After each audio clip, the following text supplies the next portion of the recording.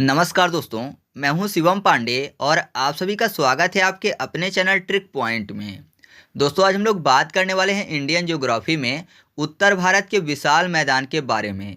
साथ ही साथ मैं आपको बता दूं कि आपकी स्क्रीन पर जितने भी टॉपिक दिख रहे हैं ना, जिन पर टिक लगा हुआ है उन पर वीडियो पहले से अपलोड है। तो अगर आपने उन वीडियो को नहीं देखा है तो आपको लिंक कमेंट बॉक्स में पिन की हुई मिल जाएगी, आप वहां से उन सभी वीडियो को देख सकते हैं। तो देरी ना करते हुए चलिए इस वीडियो को शुरू करते हैं। तो सबसे पहले हम लोग बात कर लेते हैं कि उत्तर भारत के विशाल मैदान का निर्माण कैसे हुआ। तो जैसे कि आपको पता है कि जो प्रायद्वीपीय भारत है वो पहले यहाँ पर नहीं था। जो प्रायद्वीपीय भारत है वो गोंडवाना लैंड का एक हिस्सा था जो कि मेडागास्कर के पास से टूटकर अलग हुआ था। ये धीरे धीरे गति करता हुआ उत्तर की तरफ बढ़ा और आकर यूरेशियाई प्लेट से टकरा गया। तो आपको पता है जब दो चीज़ें टक्कर करती हैं तो सामने वाली जो जगह होती है वो निचली हो जाती है। आपने देखा होगा जब दो ट्रक आपस में टक्कर करते हैं तो आगे वाला जो हिस्सा होता है वो कुचर कर निचला हो जाता है और जो पीछे वाला हिस्सा है वो ऊपर उठ जाता है। तो जब भारतीय प्लेट यूरेशियाई प्लेट से आकर टकराई तो जहाँ पर ये टक्कर हुई वहाँ पर निचला क्षेत्र बन गया। बाद में क्या हुआ कि हिमालय की तरफ से आने वाली नदियों ने और साथ ही साथ प्रायद्वीपीय भारत की तरफ से आने वाली नदियों ने इस निचले भाग में अवसाद जमा कर दिया। अवसाद जमा हो जाने के कारण यहाँ पर मैदान का निर्माण हो गया जिसको बोलते हैं उत्तर भारत का विशाल मैदान। जो उत्तर भारत का विशाल मैदान है इसको गंगा और ब्रह्मपुत्र के मैदान के नाम से भी जाना जाता है। क्योंकि इसका जो निर्माण है मुख्यतः गंगा तथा ब्रह्मपुत्र और इनकी सहायक नदियों के अवसादों से हुआ है, जिस कारण से इसको गंगा और ब्रह्मपुत्र का मैदान भी कहते हैं। अगर इसके अवस्थिति की बात करें तो आपको पता है कि उत्तर भारत का जो विशाल मैदान है इसके उत्तर में हिमालय पर्वत श्रेणी है और इसके दक्षिण में प्रायद्वीपीय पठार स्थित है। तो हिमालय पर्वत और प्रायद्वीपीय पठार के बीच में जो उत्तर भारत का विशाल मैदान है वह स्थित है। क्योंकि आपको पता है जब प्रायद्वीपीय भारत आकर टकराया था यूरेशियाई प्लेट से तो बीच में जो टेथिस सागर था वहाँ पर मलबा पड़ा हुआ था। तो मलबा में दबाव पड़ने के कारण वो जो मलबा था वो ऊपर की तरफ उठने लगा और बाद में वह हिमालय पर्वत के रूप में सामने आया। और जो पिछला हिस्सा था वो प्रायद्वीपीय पठार ही था। तो दोनों के टक्कर वाला जो स्थान था वो निचला हो गया था। तो वहाँ पर बाद में नदियों ने अवसाद पाट दिया और मैदान का निर्माण हो गया। तो उत्तर भारत का जो विशाल मैदान है वो हिमालय पर्वत और प्रायद्वीपीय पठार के बीच में स्थित है। यह सिंधु नदी से लेकर तीस्ता नदी तक लगभग 3200 किलोमीटर में फैला हुआ है। और अगर इसके आकार की बात करें तो यह देखने में धनुषाकार दिखता है, मतलब धनुष के आकार का यह दिखाई देता है। साथ ही मैं आपको बता दूं कि जो उत्तर भारत का विशाल मैदान है यह 150 से लेकर 300 किलोमीटर तक चौड़ा तथा समुद्र तल से 50 से लेकर 150 मीटर तक ऊंचा है। यह एक समतल मैदान है जिसमें आपको उच्चावच बहुत कम देखने को मिलता है। मतलब कि यहाँ पर ऐसा नहीं है कि आपको कहीं बहुत ज़्यादा ऊंचाई देखने को मिले और एकाएक आपको कहीं बहुत ज़्यादा निचला क्षेत्र देखने को मिले। मतलब इसमें उच्चावच बहुत कम देखने को मिलती है। साथ ही साथ इस मैदान में जो जल पूर्ति है वो पर्याप्त बनी रहती है, जिस कारण से यह जो है कृषि के लिए काफ़ी ज़्यादा उपयुक्त है। तो आपको उत्तर भारत के विशाल मैदान के संबंध में इतनी चीज़ें याद रखनी है। इसके बाद हम लोग बात कर लेते हैं उत्तर भारत के विशाल मैदान के विभाजन के बारे में। तो जो उत्तर भारत का विशाल मैदान है इसको दो भागों में बांटा जा सकता है। पहला भौतिक लक्षणों या फिर भौतिक संरचना के आधार पर, जिसमें 5 भाग हैं। पहला है भावर, दूसरा है तराई, तीसरा है बांगर, चौथा है खादर और पांचवा है डेल्टा। और दूसरा जो विभाजन है वो किया जा सकता है प्रादेशिक विभाजन। प्रादेशिक विभाजन में पहला आता है राजस्थान का मैदान, दूसरा आता है पंजाब व हरियाणा का मैदान, तीसरा आता है गंगा का मैदान जिसमें उच्च गंगा का मैदान, मध्य गंगा का मैदान और निम्न गंगा का मैदान आता है। और जो लास्ट बचता है चौथा वो है ब्रह्मपुत्र का मैदान, जिसको असम के मैदान के नाम से भी जाना जाता है। तो इस तरीके से जो उत्तर भारत का विशाल मैदान है इसका विभाजन किया जा सकता है। तो सबसे पहले हम लोग बात करते हैं भौतिक लक्षणों या फिर भौतिक संरचना के आधार पर विभाजन की। तो इसमें सबसे पहला है भावर। जो भावर है इसका निर्माण गिरिपदीय क्षेत्र में होता है। गिरिपदीय का मतलब क्या होता है? गिरि मतलब होता है पर्वत और पदीय मतलब होता है पद। पद मतलब पैर, यानी पर्वत के पैर के पास। तो जो भावर होता है इसका निर्माण पर्वत के पैर के पास मतलब गिरिपदीय क्षेत्र में होता है। पर्वत से जो उतरने वाली नदियां होती हैं उनमें वेग, परिवहन क्षमता तथा जो अपर्दन क्षमता होती है वो बहुत ज़्यादा अधिक होती है। जिस कारण से वह बहुत सारा मलबा अपने साथ में लाती हैं। मतलब जो पर्वत से नदियाँ नीचे उतरती हैं तो जाहिर सी बात है, अगर किसी ऊंचाई से नीचे उतरेंगी तो उनकी स्पीड भी ज़्यादा होगी, और स्पीड ज़्यादा होगी तो उनकी परिवहन क्षमता भी ज़्यादा होगी, और अपर्दन भी वो ज़्यादा करती हुई चलेंगी, जिस कारण से वो काफ़ी ज़्यादा मलबा पर्वत के ऊपर से लेकर आती हैं। और जैसे ही वह गिरिपद के पास अचानक कम ढाल में पहुंचती हैं तो जो नदियां होती हैं वो अपने साथ लाए हुए मलबे को वहीं पर जमा कर देती हैं। जैसे कि बड़े बड़े पत्थर हो गए, बड़ी बड़ी बजरी हो गई, बड़े बड़े कंकड़ हो गए, तो जिनको वो ऊपर से लेकर आती हैं, तो जैसे ही वो निचले भाग में पहुंचती हैं ढाल कम हो जाने के कारण वो वहीं पर जमा कर देती हैं, और जमा हुए अवसादी क्षेत्र को ही भावर कहा जाता है। तो आप इस चीज़ को याद रखिएगा कि जो नदियाँ जब ऊपर से नीचे उतरती हैं तो अपने साथ बहुत सारा बड़े बड़े मलबे लेकर आती हैं, तो जहाँ पर वो मलबा इकट्ठा कर देती हैं नीचे ढाल कम होते ही, उसी क्षेत्र को क्या बोला जाता है? बोला जाता है भावर। ठीक है। साथ ही साथ मैं आपको बता दूं कि जो भावर होता है वो अत्यधिक पारगम्य क्षेत्र होता है।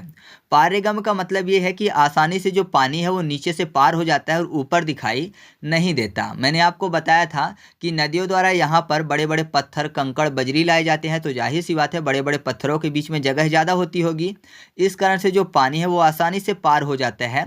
यही कारण है कि यहाँ पर जो छोटी छोटी नदियाँ होती हैं ना, वो गायब हो जाती हैं, और बाद में यानी भावर क्षेत्र के बाद यह कई सरिताओं के रूप में निकलती हैं और तराई का निर्माण करती हैं। जो भावर है ये सिंधु नदी से लेकर तीस्ता नदी तक फैला हुआ है, लगभग 8 से 16 किलोमीटर चौड़ा क्षेत्र है। और मैं आपको बता दूं कि कंकड़ीला और पत्थर होने के कारण यह क्षेत्र कृषि के लिए काफ़ी ज़्यादा अनुपयोगी है, क्योंकि यहाँ पर बड़े बड़े कंकड़, बड़े बड़े पत्थर हैं, तो जाहिर सी बात है कृषि कार्य यहाँ पर आसानी से नहीं किया जा सकता है। और एक चीज़ और याद रखिएगा भावर के संबंध में कि जो भावर है इसको शिवालिक का जलोढ़ पंख भी कहते हैं। तो आपको इतनी चीज़ें भावर के संबंध में याद रखनी है। ठीक है। इसके बाद हम लोग बात कर लेते हैं तराई की। तो मैंने आपको बताया था कि भावर को पार करके जब नदियां आगे निकलती हैं तो वह कई धाराओं में बट जाती हैं। इस कारण से जो आगे वाला क्षेत्र होता है वो काफ़ी नमी युक्त व दलदली बना रहता है, और इसी नमी युक्त व दलदली क्षेत्र को ही तराई कहते हैं। जो तराई क्षेत्र है ये पश्चिम की अपेक्षा पूर्व में अधिक चौड़ा है, 10 से 20 किलोमीटर तक, क्योंकि जो पूर्व वाला भाग है ना यहाँ पर वर्षा अधिक होती है और ढाल कम होने के कारण यहाँ पर क्या है कि अधिक नमी युक्त क्षेत्र फैला हुआ है। तो याद रखिएगा कि पश्चिम की अपेक्षा पूर्व में जो तराई क्षेत्र है वो अधिक चौड़ा है। साथ ही साथ जो तराई क्षेत्र है यहाँ पर वनों को साफ करके कृषि की जा सकती है। चावल, गन्ना, ज्वार आदि के लिए जो यह क्षेत्र है वो काफ़ी ज़्यादा उपयुक्त है। और याद रखिएगा कि जो तराई क्षेत्र है ये बारीक कंकड़, पत्थर व चिकनी मिट्टी से बना होता है, और यहाँ पर प्राकृतिक वनस्पति व वन्य जीव की अधिकता पाई जाती है। मतलब जो प्राकृतिक वनस्पति है और वन्य जीव हैं वो अधिक मात्रा में आपको देखने को मिल जाएंगे। ठीक है। तो तराई के संबंध में आपको इतनी चीज़ें याद रखनी है। इसके बाद हम लोग बात कर लेते हैं बांगर और खादर की। तो बांगर और खादर को समझने से पहले आपको जलोढ़ मैदान के बारे में समझना पड़ेगा। तो सीधा सा समझिए कि नदियों द्वारा लाई गई मिट्टी से जो बने हुए मैदान होते हैं उनको जलोढ़ मैदान कहा जाता है। जो जलोढ़ मैदान होते हैं वो सामान्यतः दो प्रकार के होते हैं। एक होता है नया जलोढ़ और दूसरा होता है पुराना जलोढ़। जो नया जलोढ़ होता है उसको खादर बोलते हैं और पुराने जलोढ़ को बांगर बोलते हैं। तो सबसे पहले हम लोग बात कर लेते हैं बांगर की। तो बांगर पुराना जलोढ़ मैदान का वह क्षेत्र होता है जहां बहुत वर्षों पहले नदियों के बाढ़ का पानी पहुंचा करता था, तथा धीरे धीरे नदियों द्वारा बाढ़ के साथ लाई गई मिट्टी से वह क्षेत्र पाट कर ऊंचा कर दिया गया, और अब सामान्यतः बाढ़ का पानी वहां नहीं पहुंच पाता है, तो इन्हीं मिट्टी से बने हुए उस मैदान को बांगर कहते हैं। मतलब आप सीधा सा समझिए कि पहले जहां नदियों का बाढ़ का पानी पहुंच जाया करता था, लेकिन अब वहां पर नहीं पहुंच पाता है क्योंकि नदियों द्वारा लाए गए अवसाद से वो पाट कर ऊंचा कर दिया गया। तो उसी पाट कर ऊंचे किए हुए स्थान को क्या बोलते हैं? बांगर बोलते हैं। जो बांगर क्षेत्र है यहाँ पर कंकड़ युक्त मृदा पाई जाती है, इस कारण से यह क्षेत्र कृषि के लिए अधिक उपयुक्त नहीं होता है, लेकिन तकनीकी व मानवीय श्रम से यहाँ पर कृषि की जा सकती है। इसके अलावा आप ये याद रखिएगा कि ये जो बांगर वाला क्षेत्र है ये उत्तर भारत के मैदान का सबसे विशाल भाग है। ठीक है, अगर आपसे पूछा जाता है कि उत्तर भारत के विशाल मैदान का सबसे बड़ा भाग कौन सा है तो वह है बांगर वाला क्षेत्र है। और यहाँ पर जो भूमिगत जल है वो अधिक गहराई तक पाया जाता है। ठीक है, और बांगर के संबंध में आपको दो चीज़ें और याद रखनी है, एक है रेह व कल्लर और दूसरा है भूण। तो ऐसा समझिएगा कि जो बांगर मिट्टी होती है जब उसकी अधिक सिंचाई कर दी जाती है तो उसके ऊपर जो क्षारीय लवण की परत बन जाती है उसको बोलते हैं रेह व कल्लर, और इससे ही सोरा प्राप्त किया जाता है। ठीक है, दूसरा है भूण। तो भूण जो होता है वो जब बांगर की ऊपरी मुलायम मिट्टी जब अपरदित व अपक्षयित होकर नष्ट हो जाती है तो जो बची हुई कंकड़ीली मिट्टी होती है उसको भूण कहते हैं। तो बांगर के संबंध में आपको इतनी चीज़ें याद रखनी है। इसके बाद हम लोग बात कर लेते हैं खादर की। तो जैसे कि मैंने आपको पहले ही बताया था कि जो खादर होता है वो नया जलोढ़ मैदान होता है। यहाँ पर जो बाढ़ का जल है वो आसानी से पहुँच जाता है, मतलब अभी भी जो बाढ़ का पानी है वो यहाँ पर आसानी से पहुँच जाता है।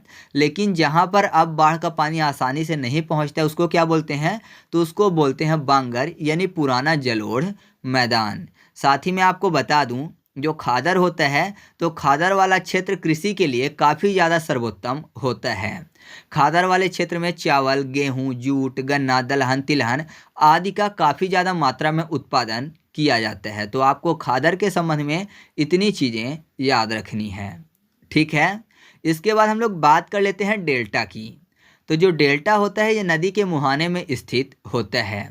इसमें पुराना जलोढ़, नया जलोढ़ व दलदली क्षेत्र सम्मिलित होता है। दलदली क्षेत्र मतलब आप ये भी बोल सकते हैं कि इसमें तराई क्षेत्र भी सम्मिलित होता है, क्योंकि जो तराई क्षेत्र होता है वो नमी युक्त व दलदली होता है। तो याद रखिएगा कि डेल्टा में पुराना जलोढ़, नया जलोढ़ व दलदली क्षेत्र सम्मिलित होता है। जैसे कि आपने सुना ही होगा सुंदरवन का डेल्टा जो कि पश्चिम बंगाल में स्थित है। और साथ ही साथ डेल्टा के संबंध में आप ये याद रखिएगा कि जो डेल्टा की उच्च भूमि होती है उसको चार कहते हैं। ठीक है, तो डेल्टा के बारे में आपको इतनी चीज़ें याद रखनी है। तो इस तरीके से हम लोगों ने जो उत्तर भारत का विशाल मैदान था उसके संबंध में जो भौतिक संरचना के आधार पर उसका विभाजन था उसको देखा। अब हम लोग बात कर लेते हैं उत्तर भारत के विशाल मैदान के प्रादेशिक विभाजन के बारे में। तो मैंने आपको बताया कि प्रादेशिक विभाजन के आधार पर इसको चार भागों में बांटा गया है। पहला है राजस्थान का मैदान, दूसरा है पंजाब व हरियाणा का मैदान, तीसरा है गंगा का मैदान जिसमें उच्च गंगा, मध्य गंगा व निम्न गंगा का मैदान शामिल है, और चौथा है ब्रह्मपुत्र यानी असम का मैदान। तो प्रादेशिक विभाजन के आधार पर इसको चार भागों में पढ़ा जा सकता है। तो एक एक करके हम लोग सभी के बारे में डिटेल में चर्चा कर लेते हैं। तो सबसे पहले हम लोग बात कर लेते हैं राजस्थान के मैदान की। तो इसका विस्तार अरावली पर्वत से लेकर भारत पाकिस्तान सीमा तथा उत्तर में पंजाब हरियाणा के मैदान से दक्षिण में गुजरात के मैदान तक पाया जाता है। मुख्य रूप से यह मैदान राजस्थान में स्थित है और 25 सेंटीमीटर जो समवर्षा रेखा है वो राजस्थान बांगर व थार मरुस्थल की विभाजक रेखा है। जो 25 सेंटीमीटर समवर्षा रेखा है यह एक काल्पनिक रेखा है। यहाँ पर वर्षा का अवलोकन व अध्ययन करके ये माना गया है कि इस रेखा के पास भारत में 25 सेंटीमीटर वार्षिक वर्षा होती है। तो ये जो 25 सेंटीमीटर समवर्षा रेखा है ये राजस्थान बांगर व थार मरुस्थल को एक दूसरे से अलग करता है। इसके अलावा मैं आपको बता दूं कि राजस्थान मैदान की एक प्रमुख नदी है जिसका नाम है लूनी नदी। लूनी नदी जिसको साल्ट रिवर के नाम से जाना जाता है क्योंकि इसका जो पानी है वो नमकीन है। और यह एक अंतःस्थलीय नदी है क्योंकि यह नदी ना तो किसी नदी में जाकर मिलती है और ना ही समुद्र में जाकर मिलती है, बल्कि यह स्थल में ही समा जाती है। इस कारण से इसको अंतःस्थलीय नदी भी कहा जाता है। राजस्थान जो मैदान है इसकी उर्वरक जो भूमि है उसको रोही कहा जाता है और यहाँ पर कृषि हेतु जल संसाधन के लिए इंदिरा गांधी नहर का विकास किया गया है। इसके अलावा आपको राजस्थान मैदान के संबंध में ये याद रखना है कि जो राजस्थान का मैदान है इसका एक बड़ा भाग बलुका स्तूप से ढका हुआ है। यहाँ पर रेतीले टीले व बरखान पाए जाते हैं। बरखान मतलब अर्धचंद्राकार बलुका स्तूप जो होते हैं उनको बरखान बोला जाता है। तो याद रखिएगा कि राजस्थान मैदान का एक बड़ा भाग बलुका स्तूप से ढका हुआ है। और राजस्थान मैदान में स्थित जो सांबर झील है वो बालसन झील का अच्छा उदाहरण है। सांभर झील जो है वो खारे पानी की सबसे बड़ी अंतः स्थलीय झील है, जबकि भारत की खारे पानी की सबसे बड़ी झील कौन सी है, वो है चिल्का झील। और याद रखिएगा कि भारत का पहला नमक म्यूजियम भी सांभर झील में ही खोला गया था। तो अगर आपसे पूछा जाता है कि देश का पहला नमक म्यूजियम कहाँ खोला गया है, तो याद रखिएगा सांभर झील में। तो जैसे कि मैंने आपको बताया कि जो सांभर झील है वो बालसन झील का एक अच्छा उदाहरण है। तो बालसन झील समझने से पहले आपको प्लाया झील समझना पड़ेगा। तो प्लाया झील को आप ऐसा समझिए कि जब वर्षा का पानी उच्च भूमि के बीच में, उच्च भूमि मतलब बालुका स्तूप के बीच में जब इकट्ठा हो जाता है, तो इस प्रकार की जो बनी हुई झीलें होती हैं उनको प्लाया झील कहते हैं। यह जो प्लाया झीलें होती हैं यह अस्थायी झीलें हैं, जैसे डीडवाना झील हो गया, कुचामन झील हो गया। ये झीलें कौन सी हैं, ये सब की सब प्लाया झील हैं। लेकिन इसके बारे में आपको एक ही चीज़ याद रखना है कि उच्च भूमि के बीच में जब वर्षा का पानी इकट्ठा होता है, लेकिन अस्थायी रूप से, मतलब कुछ समय के बाद जब सूख जाए तभी वो प्लाया झील कहलाएगी। लेकिन अगर उस झील का पानी जो उच्च भूमि के बीच में इकट्ठा हुआ है वो वर्ष भर नहीं सूखता है, फिर से बारिश होती है, फिर से उसमें पानी और भर जाता है, लेकिन वो सूखता कभी नहीं है। तो अगर कभी नहीं सूखेगा, स्थायी झील बन जाएगी, तो ऐसी झील को बोलेंगे बालसन झील। लेकिन उच्च भूमि के बीच में जो पानी भरा हुआ है अगर वो सूख जाता है 2 महीने, 4 महीने, 6 महीने में, तो उसको बोलेंगे प्लाया झील। सूखे तो प्लाया झील, नहीं सूखे तो बालसन झील। लेकिन अगर प्लाया झील सूख गई तो वहाँ पर जो मैदान बनेगा तो उसको बोलेंगे बालसन मैदान। ठीक है, प्लाया झील के सूखने के बाद जो मैदान बनेगा उसको बालसन मैदान बोलेंगे, और उसमें जो खेती की जाएगी उसको बोलते हैं खड़ीन खेती। और याद रखिएगा कि प्लाया झील सूखने से पहले वहाँ पर दलदली क्षेत्र बनेगा, तो उस दलदली क्षेत्र को रन कहते हैं। ठीक है, तो आपको ये चीज़ें प्लाया झील और बालसन झील के संबंध में याद रखनी है।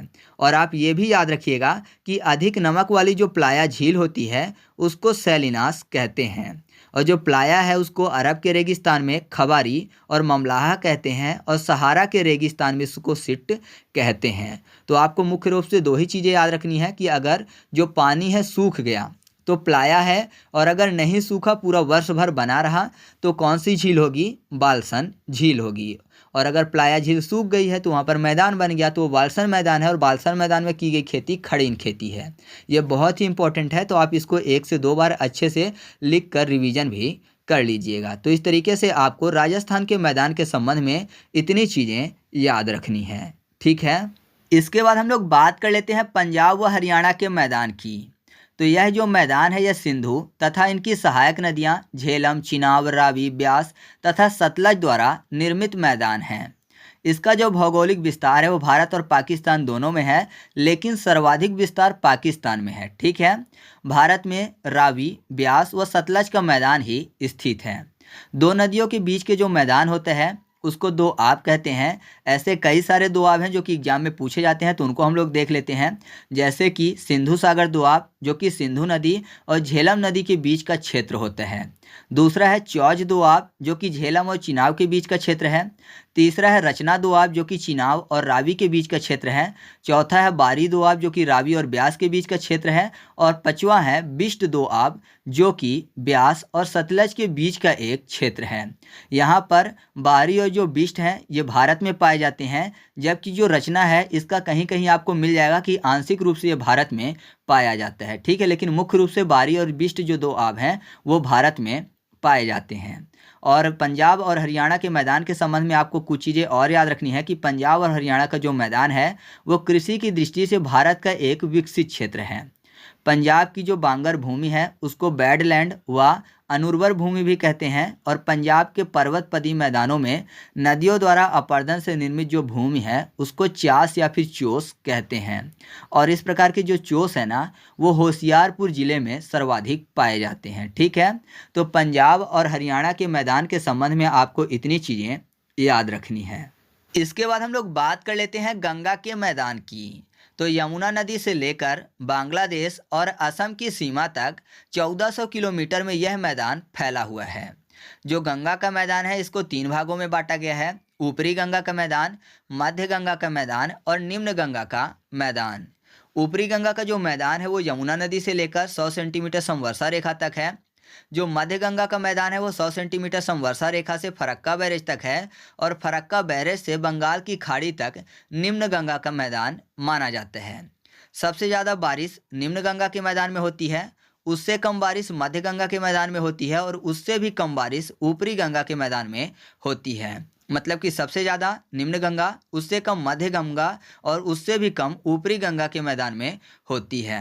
और याद रखिएगा कि जो ऊपरी गंगा का मैदान है यहाँ पर बांगर सबसे ज़्यादा पाया जाता है और खादर सबसे कम पाया जाता है, और जो निम्न गंगा का मैदान है यहाँ पर खादर सबसे ज़्यादा पाया जाता है और बांगर सबसे कम पाया जाता है। ठीक है, अब इसके बाद हम लोग बात कर लेते हैं इन मैदानों के बीच में, मतलब गंगा के जो मैदान हैं इनके बीच कौन कौन से दो आप पाए जाते हैं। तो सबसे पहले हम लोग बात कर लेते हैं ऊपरी गंगा के मैदानों के दो आप की। तो गंगा नदी और यमुना नदी के बीच के दो आप को बोलते हैं गंगा और यमुना का दो आप। रामगंगा और गोमती नदी के बीच के दो आप को बोलते हैं रुहेलखंड का मैदान। गोमती नदी और घाघरा के बीच के दो आपको बोलते हैं अवध का मैदान। ठीक है, तो ऊपरी गंगा के मैदान के संबंध में आपको ये 3 चीज़ें याद रखनी हैं। इसके बाद हम लोग बात कर लेते हैं मध्य गंगा के मैदान की। तो घाघरा प्लस गंडक के दो आपको बोलते हैं पूर्वी उत्तर प्रदेश का मैदान। गंडक और बूढ़ी गंडक के बीच के दो आपको बोलते हैं सारण का मैदान। कोसी और महानंदा नदी के बीच के दो आपको बोलते हैं पश्चिम बंगाल का मैदान। और सोन के आसपास के क्षेत्र को बोलते हैं मगध का मैदान। ठीक है, तो आपको मध्य गंगा के मैदान के संबंध में इतनी चीज़ें याद रखनी हैं। और याद रखिएगा कि मध्य गंगा के मैदान में जो गोखुर झील है ये अधिक पाई जाती हैं, क्योंकि यहाँ पर जो नदियाँ हैं ये विसर्प रूप में बहती हैं। ठीक है, अब बचता है निम्न गंगा का मैदान। तो इसके बारे में आपको एक ही चीज़ याद रखनी है कि जो सुंदरवन का डेल्टा है वो निम्न गंगा के मैदान के क्षेत्र के अंतर्गत ही आता है। ठीक है, तो इस तरीके से हम लोगों ने गंगा के मैदान के संबंध में जो भी चीज़ें महत्वपूर्ण थी उनको हम लोगों ने एक एक करके देख लिया है। तो अब हम लोग बात कर लेते हैं ब्रह्मपुत्र के मैदान की। जो ब्रह्मपुत्र का मैदान है इसको असम का मैदान भी बोलते हैं। यह ब्रह्मपुत्र और उनकी सहायक नदियों द्वारा मुख्यतः असम राज्य में निर्मित किया गया है। यह सबसे उपजाऊ मैदानों में से एक है। यहाँ पर मुख्य रूप से चावल और पटसन की खेती की जाती है और सबसे ज़्यादा उत्पादन भी इसका यहाँ पर होता है, यानी चावल और पटसन यहाँ पर काफ़ी ज़्यादा मात्रा में उत्पादित किए जाते हैं।